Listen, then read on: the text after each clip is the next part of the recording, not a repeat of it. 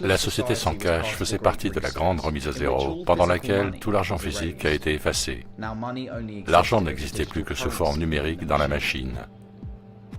Les pays ont été inondés d'aides économiques pour lutter contre la pandémie, mais ce soutien et ce renforcement continu du système n'allait aboutir qu'à un effondrement.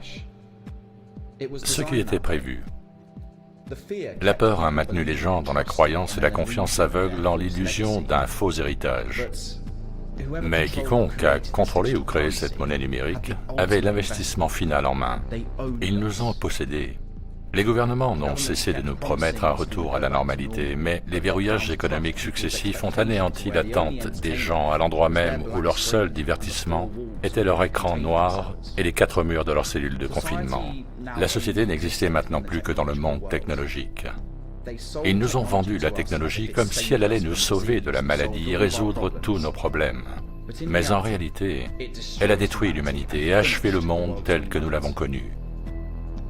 Il n'y avait pas d'autre choix que de réinitialiser le système. Avec la société sans cash en place, ils ont introduit le crédit social global, le nouveau modèle économique. Par peur de tout perdre, y compris leur sécurité, les humains sacrifièrent leur liberté dans la fosse satanique, suivant aveuglément leur maître. À travers l'école du crédit social, ceux-ci sont devenus le produit parfait. Le score de votre crédit indique quelle sorte de citoyen vous êtes. Êtes-vous un bon citoyen?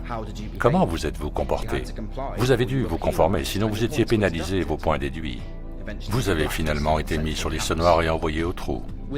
Avec la surveillance de l'intelligence artificielle pleinement intégrée dans la société et avec les systèmes de satellites en place, tout le monde était piégé. Il n'y avait aucune issue. Personne ne pouvait se cacher.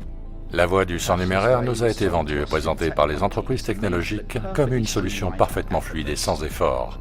Nous avons continué à nous conformer aux croyances du capitalisme car nous étions récompensés juste ce qu'il faut pour rester dans le coup. Mais ceci était l'astuce. Pour garder leur corruption secrète, il fallait nous rendre complices et nous l'avons été.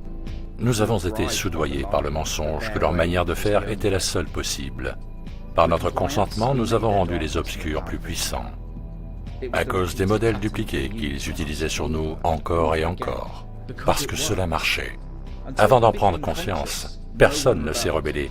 Mais à moins de se rebeller, personne n'en prendrait conscience. Les gens ont résisté et se sont battus avec colère, mais leurs âmes ont été brisées par des années de manigance.